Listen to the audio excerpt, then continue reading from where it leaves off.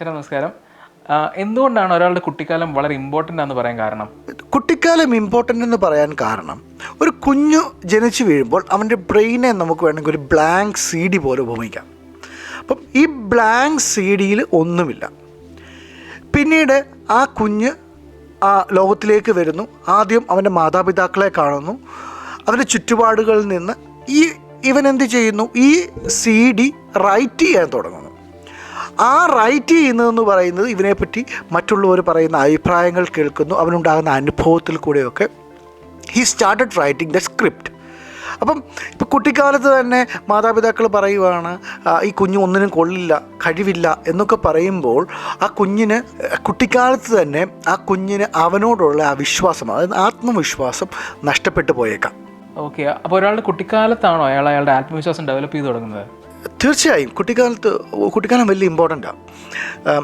ഉദാഹരണം പറഞ്ഞു കഴിഞ്ഞാൽ നമ്മൾ ജനിച്ച് വീഴുന്ന സമയങ്ങളിൽ നമുക്ക് ഭയം കുറവാണ്. ഇപ്പം ABC സയൻസ് എന്ന് പറയുന്ന ഒരു യൂട്യൂബ് ചാനലിൽ നിങ്ങൾ നോക്കിയാൽ ഈ കുഞ്ഞുങ്ങളുടെ ഇടയിലേക്ക് ഒരു പാമ്പിനെ വിടുമ്പോൾ ആ കുഞ്ഞുങ്ങൾ ആ പാമ്പിനെ ഒരു ഭയവുമില്ലാതെ നേരിടുന്നതെന്ന് കാണാം.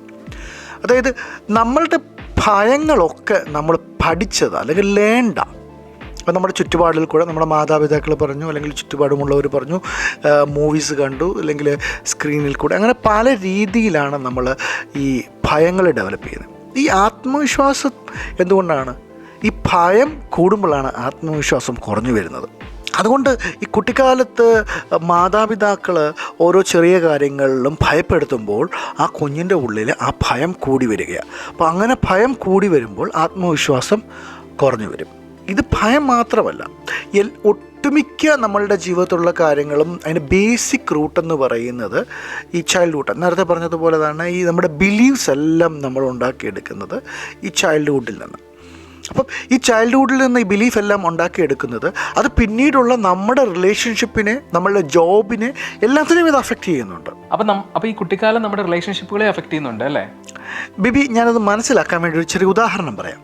ഈ കുട്ടിക്കാലത്ത് ഒരുപാട് അവഗണന ലഭിച്ചവർ, അല്ലെങ്കിൽ റിജക്ഷൻ ലഭിച്ചവർ, സ്നേഹം കിട്ടാത്തവർ, അപ്പോൾ ഇവരുടെ ഉള്ളിൽ ഇതിന് കോർ ബിലീഫ്സ് എന്ന് പറയും. ചിലപ്പോൾ ഐ ആം അൺലവ്ഡ് എന്നായിരിക്കാം, അല്ലെങ്കിൽ ഐ ആം റിജക്റ്റഡ് എന്നായിരിക്കാം. അപ്പോൾ ഇവന് ഈ ഫ്രണ്ട്ഷിപ്സിലൊക്കെ പോയി കഴിയുമ്പോൾ പോലും, എല്ലാവരും നിൽക്കുമ്പോൾ, ഒരു ഗ്രൂപ്പിൽ പോലും നിൽക്കുമ്പോൾ ഇവൻ്റെ ഉള്ളിൽ ഞാൻ അവഗണിക്കപ്പെട്ടതാണ് എന്നുള്ളൊരു ചിന്തയാണ് ഇവനുണ്ടാകുന്നത്. അതേപോലെ തന്നെ ദാമ്പത്യത്തിലേക്ക് വരുമ്പോഴും ഇതേ അവസ്ഥ ഉണ്ടാവാം. കാരണം ഇവനൊരു റിലേഷൻഷിപ്പിൽ ഇരിക്കുമ്പോൾ തന്നെ പല സാഹചര്യങ്ങളിലും ഇവന് ആ റിജക്ഷൻ ഫീൽ ചെയ്യും. അതേപോലെ തന്നെ എനിക്ക് ഐ ആം അൺലൗഡ് എന്നുള്ളൊരു ഫീൽ വരാം. അപ്പം ഇതിൻ്റെയൊക്കെ ഒരു ബേസിക് റൂട്ടെന്ന് പറയുന്നത് പലപ്പോഴും ചൈൽഡ്ഹുഡിൽ നിന്ന് നമുക്ക് കിട്ടുന്ന റെസ്പോൺസുകളാണ്. അതിൽ നിന്ന് നമ്മൾ ക്രിയേറ്റ് ചെയ്തെടുക്കുന്ന ഈ ബിലീഫ് സിസ്റ്റംസാണ് അതായത് സെൽഫ് ബിലീഫ്സാണ്. അത് നമ്മൾ കോർ ബിലീഫ്സ് എന്ന് പറയും. ഇന്ന് അങ്ങനെയുള്ള കോർ ബിലീഫ്സൊക്കെ റീറൈറ്റ് ചെയ്യാനുള്ള ഒരുപാട് തെറാപ്യൂട്ടിക് മെത്തേഡ്സ് അവൈലബിൾ ആണ്. തെറാപ്പികളിലൂടെയൊക്കെ നമ്മുടെ ചൈൽഡ്ഹുഡ് ട്രോമയൊക്കെ നമുക്ക് ഓവർകം ചെയ്യാൻ സാധിക്കും. തീർച്ചയായും തെറാപ്പിയിൽ കൂടെ ചൈൽഡ്ഹുഡിൽ ഉണ്ടായിട്ടുള്ള പല ട്രോമാസിനെ നമുക്ക് ഓവർകം ചെയ്യാൻ സാധിക്കും. ഉദാഹരണത്തിന് EMDR എന്ന് പറയുന്ന ഒരു തെറാപ്പിയുണ്ട്. അപ്പോൾ അതിൽ നമുക്കിപ്പോൾ ഈ പോസിറ്റീവ് കോർ ബിലീഫിനെയും നെഗറ്റീവ് കോർ ബിലീഫ്സും ഉണ്ടാകും. നെഗറ്റീവ് കോർ ബിലീഫ്സ് ആയിരിക്കും നമുക്ക് ചിലപ്പോൾ ഉണ്ടാകുന്നത്. അപ്പോൾ ഐ ആം അൺവർത്തി എന്നാണ് ഉള്ളതെങ്കിൽ അതിനെ നമ്മൾ എന്ത് ചെയ്യുന്നു? പുതിയ പോസിറ്റീവ് കോഗ്നിഷൻ അല്ലെങ്കിൽ പോസിറ്റീവ് കോർ ബിലീഫ്സിന് നമ്മുടെ മൈൻഡിലേക്ക് ഇൻസ്റ്റോൾ ചെയ്യുന്നു. അപ്പോൾ അതാണ് ഈ EMDR ത്രൂ ചെയ്യുന്നത്. അതേപോലെ തന്നെ മറ്റ് ഒരുപാട് ഈ തെറാപ്പികളുണ്ട്, ലൈക്ക് കോഗ്നിറ്റീവ് ബിഹേവിയർ തെറാപ്പി, അങ്ങനെ അല്ലെങ്കിൽ ഡയലക്റ്റിക്കൽ ബിഹേവിയർ തെറാപ്പി, അങ്ങനെ പല തെറാപ്പികൾ നമ്മളെ ഈ പറയുന്ന ചൈൽഡ്ഹുഡിലുള്ള ട്രോമാസിനെ ഹീൽ ചെയ്യാൻ നമ്മളെ സഹായിക്കും. അതേപോലെ തന്നെ എറിക്സോണിയൻ ഹിപ്നോതെറാപ്പി എന്ന് പറയുന്ന ഒരു തെറാപ്പിയുണ്ട്. അതും നമ്മളെ അതിന് ഹെൽപ്പ് ചെയ്യുന്ന ഒരു കാര്യമാണ്. ഇതിനെ ഒരു ഇന്നർ ചൈൽഡ് ഹീലിംഗ് എന്ന് പറയാം. ഒരു പക്ഷേ ആ ഇന്നർ ചൈൽഡ് ഹീലിംഗ് കിട്ടുമ്പോൾ തന്നെ നമുക്ക് ഓട്ടോമാറ്റിക്കായിട്ട് നമ്മളുടെ ശരീരത്തിൽ നമുക്ക് അനുഭവിക്കാൻ പറ്റും. നമ്മുടെ ആത്മവിശ്വാസം കൂടും.